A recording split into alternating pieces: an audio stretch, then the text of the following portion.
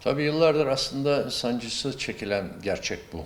Yani e, fi- oraya İsrail saldırıyor, binlerce insanı şehit ediyor. Yani bu defa az bir şehit var. Daha öncekilerde neredeyse 2000, her saldırıda ikişer bin kişi şehit oldu. Yani 10 bine yakın yaralı, bir dünya ev yıkılıyor.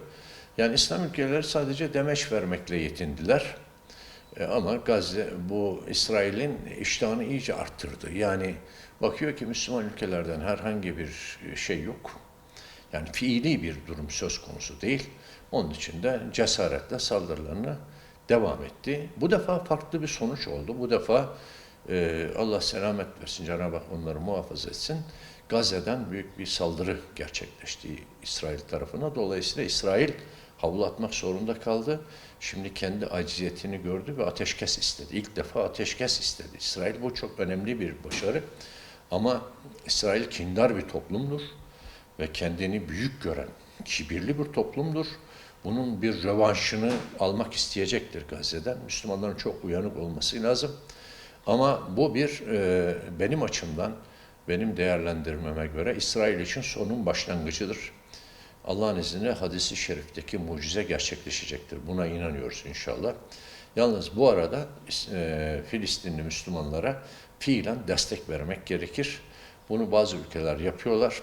Allah kendilerinden razı olsun. Türkiye'mizde de bütün kurumlar şu anda seferber olmuş vaziyetteler. Filistinli kardeşlerimize yardım etmek için.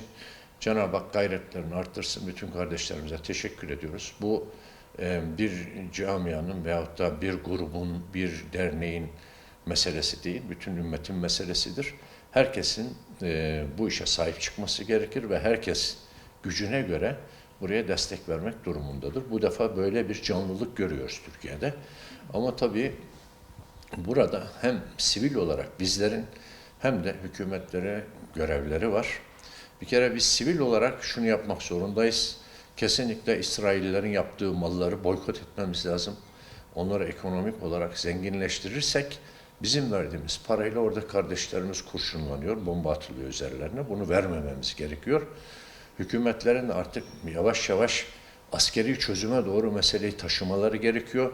Belki bir barış gücü, belki efendim protesto, belki efendim bir tehdit mutlaka yapılması gerekiyor. İsrail'in fiziken durdurulması lazım. Yoksa İsrail laftan anlamaz. Rahmetli hocam öyle derdi. Bu Siyonistler ancak güçten anlar. Gücün ortaya konulması gerekiyor. Her dönemin ihtiyaçları farklı farklı. Bu bombardımanlardan sonra şöyle bir ihtiyaç listesi koyabiliriz ortaya. Bir kere evler yıkılıyor. Bunların tamir edilmesi veya yeniden yapılması lazım.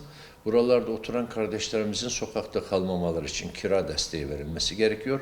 Hastaneler bombalanmış, onların yeniden inşa edilmesi gerekiyor. Bu kadar yaralı, bir anda yaralı olduğu için hastanelerde ilaç ve tıbbi malzeme sıkıntısı var. Onların temin edilmesi lazım. Keza gene her zaman yardıma ihtiyaç duyan garip insanlara, muhtaç insanlara gıda desteği veya diğer insani ihtiyaçların verilmesi lazım.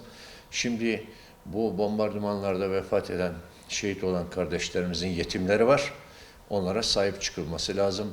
İçme su boruları, kanalizasyon boruları tahrip oluyor, elektrik tesisleri tahrip oluyor.